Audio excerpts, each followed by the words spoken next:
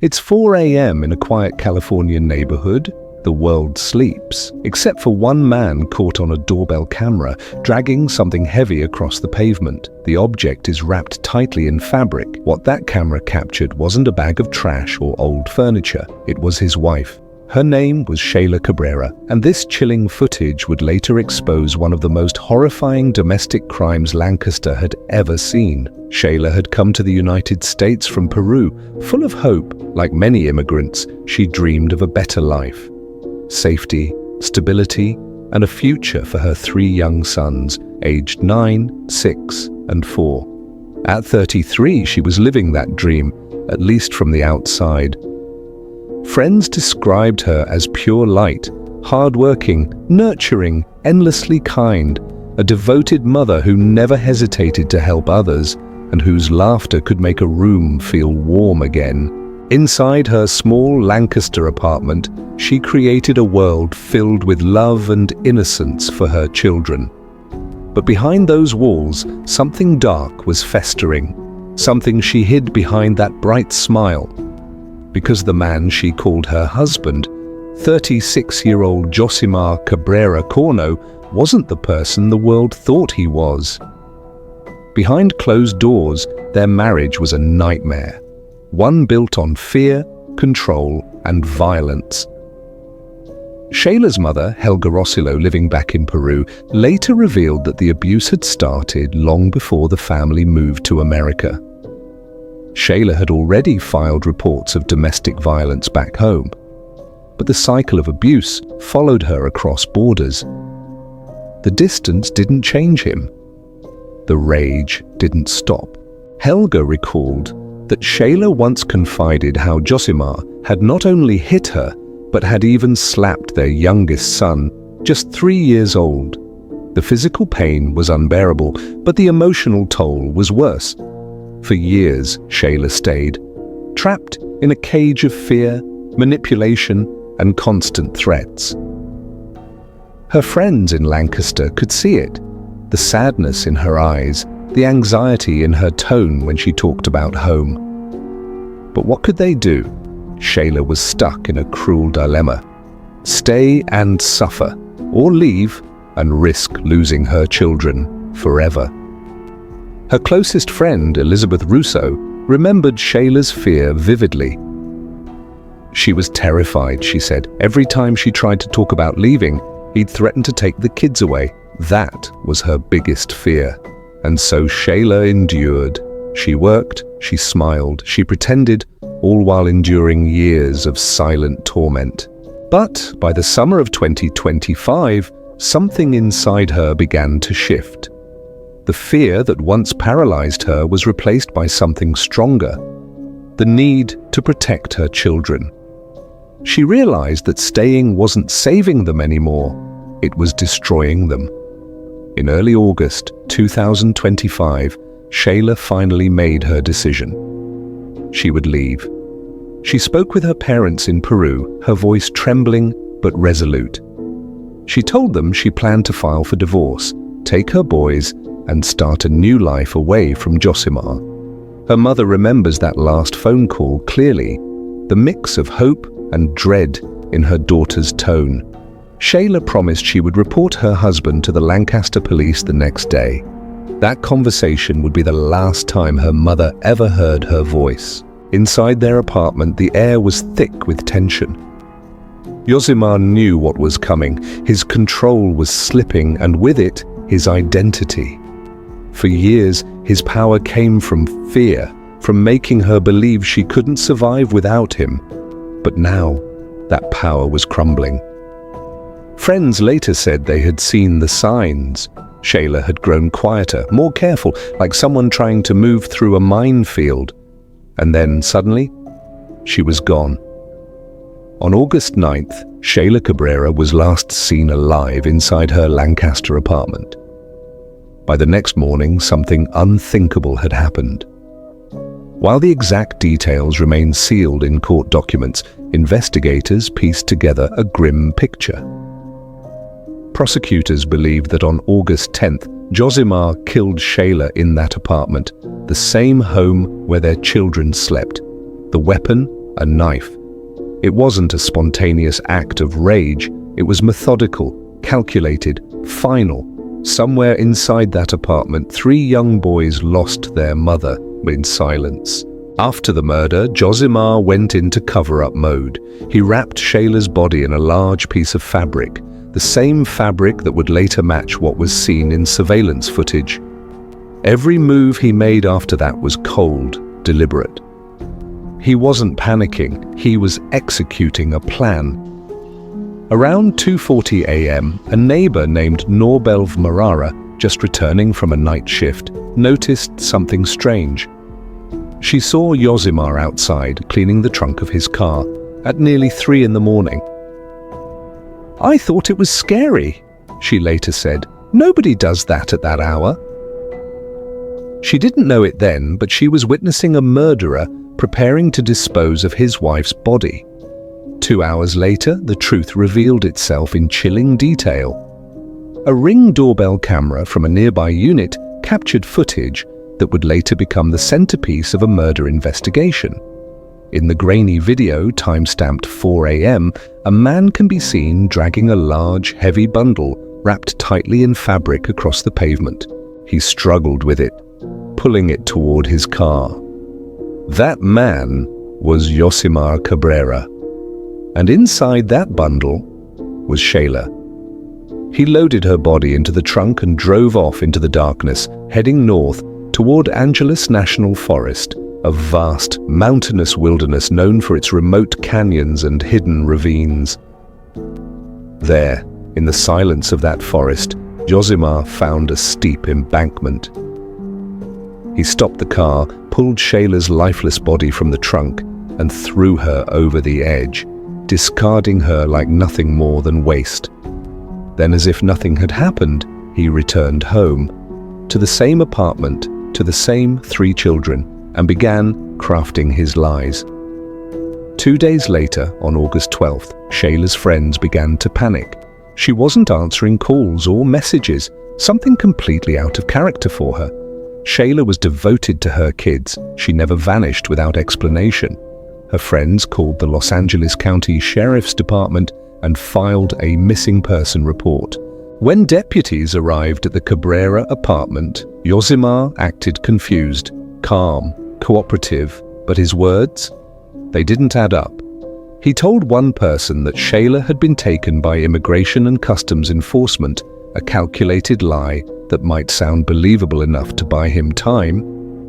Then he told someone else she'd left with another man.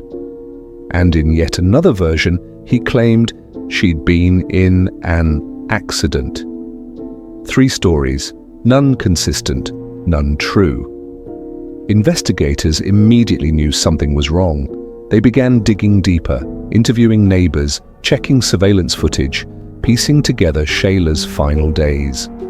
Her friends told them about the domestic violence, the threats, the plan to leave. Detectives knew then this wasn't a missing person case anymore, it was murder. And soon, the footage from that doorbell camera would prove it beyond doubt. Detectives began combing through every inch of evidence they could find. Apartment security footage, parking lot cameras, and even neighborhood doorbells were reviewed frame by frame, until, on August 13th, one video changed everything. A neighbor's Ring doorbell camera had recorded a man dragging a heavy fabric-wrapped object from the Cabrera apartment toward the family car at 4 a.m. The shape, the timing, the struggle, everything matched the neighbor's earlier account. The fabric in the video was identical to the kind detectives later found at the scene. It was irrefutable. The man in that footage was Josimar Cabrera, and what he was dragging wasn't a mystery anymore. At that moment, the case shifted. What began as a missing persons report instantly became a homicide investigation. The Los Angeles County Sheriff's Department's Homicide Bureau took over the case, coordinating with mountain search teams from Crescenta Valley, Altadena, and Montrose. Their mission: to find Sheylla. Investigators traced Josimar's movements, following the faint digital breadcrumbs he'd left behind.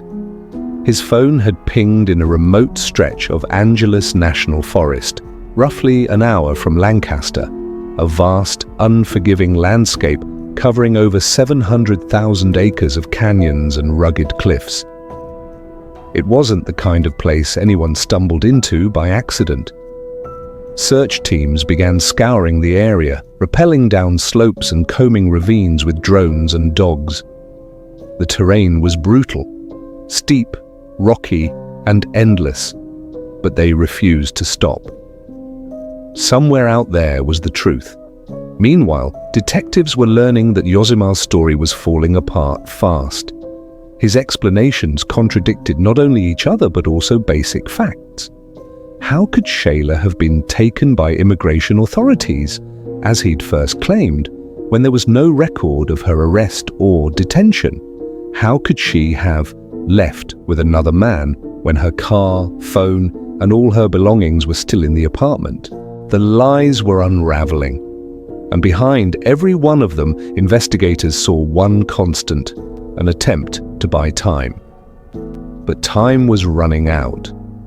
On August 16th, 6 days after Sheylla vanished, the call finally came in. Around 10 a.m., a search and rescue team in Angeles National Forest spotted something down a steep embankment, something large and wrapped in a sheet of fabric. Detectives rushed to the location. When they reached it, they knew instantly. The material matched the same fabric seen in the surveillance video. When they opened it, their worst fears were confirmed. Inside was Sheylla Cabrera. She was pronounced dead at the scene. The evidence was overwhelming. The video, the timeline, the witness statements, the lies. Everything pointed to one man: her husband. The discovery shattered the community. News spread quickly through Lancaster, where Sheylla was remembered as a kind-hearted mother who worked hard to give her children the life she never had. Her friends gathered outside Lancaster City Hall that evening, lighting candles and holding signs that read, "Justice for Sheylla and not one more." They wept not only for her loss, but for the 3 children she left behind. 3 boys now caught between grief and the memory of a home filled with violence. But one question still haunted everyone. Where was Josimar, and where were the children? Investigators soon learned the chilling answer. Josimar had vanished, and so had his 3 sons. Detectives feared the worst, that he might have taken them to another country to avoid arrest. Their fears were confirmed when evidence surfaced showing that Josimar had fled across borders, moving through Mexico and eventually reaching Peru, his homeland. The case had officially gone international. The Los Angeles County Sheriff's Department worked around the clock with Interpol, the Mexican General Consulate, and the Peruvian General Consulate, issuing alerts for Josimar's arrest. They also pushed to ensure the children's safety, coordinating efforts to track their movements. And on that same day, August 16th, investigators finally received a fragment of good news. The 3 Cabrera boys had been located safe in Peru and taken into protective custody. Their mother was gone, their father a fugitive, but at least the children were safe. For the investigators who had seen too many tragedies end worse, that small victory meant everything. Back in California, prosecutors were moving fast. On August 21st, homicide detectives formally presented the case to the Los Angeles County District Attorney's Office. The following day, a murder charge was filed against Josimar Cabrera Corno, including special allegations that he used a knife in the killing, a detail that made the case even more severe. District Attorney Nathan Hookman issued a statement that day. "The allegations in this case are horrific. We will do everything possible to bring this man back under our jurisdiction and ensure he faces justice." With that, an Interpol red notice was issued, effectively marking Josimar as a wanted fugitive across the world. But in the chaotic days following the murder, Josimar had already crossed multiple borders. He was briefly detained in both Mexico and Peru, questioned by authorities, and then released, not because he was innocent, but because formal US charges had not yet been filed at the time. Without those papers, foreign law enforcement had no legal reason to hold him. Still, the pressure was mounting. His face was on international bulletins. His name was now known in both countries. He couldn't hide forever. Eventually, reality caught up with him. On August 27, 2025, Sheylla Cabrera surrendered himself to the Interpol headquarters in Lima, Peru. Video released by Peru's national police showed him wearing an Interpol insignia shirt, hands cuffed, flanked by officers on both sides. His expression was blank, emotionless, as if the gravity of his actions hadn't yet sunk in. The police confirmed that he had turned himself in voluntarily, likely realizing that his days on the run were over. He was taken into custody, where he now awaits extradition back to California to stand trial for the murder of his wife, Sheylla Cabrera. The process, officials say, could take several months, but until then, he will remain in Peruvian custody. If convicted, Josimar faces a potential sentence of 26 years to life in prison. For Sheylla's loved ones, the arrest brought some measure of relief, but no real closure. How could there be when a mother's laughter had been silenced, when 3 children would grow up without her? Her mother, Helga Rossilo, now caring for the boys, continues to fight for justice. She wanted to give them everything, she said in a statement, and he took it all away. At community vigils, her friends still speak her name. They remember her warmth, her resilience, her love. And they remind everyone that behind every smiling face, there can be a hidden story of suffering. Domestic violence is one of the most silent epidemics, one that kills not just through bruises and wounds, but through fear and isolation. Sheylla's story isn't just a crime, it's a warning. She did everything right. She worked hard, loved fiercely, and tried to leave when it became too much. But for so many victims, leaving isn't the end of the danger. Sometimes it's when the danger truly begins. And now, as the legal process unfolds and Sheylla's killer faces justice, one image will forever haunt those who followed the case. That eerie footage from a doorbell camera at 4 a.m., showing a man dragging something heavy through the night. A moment that seemed ordinary until the world learned what was inside that bundle. It wasn't just a body. It was a mother, a daughter, a woman who tried to survive, and whose story will never be forgotten. If you want to uncover more true stories that hide behind closed doors, stories that chill, shock, and stay with you long after they end, then make sure you subscribe to Mystery Note, where every case leaves a question that still needs an answer.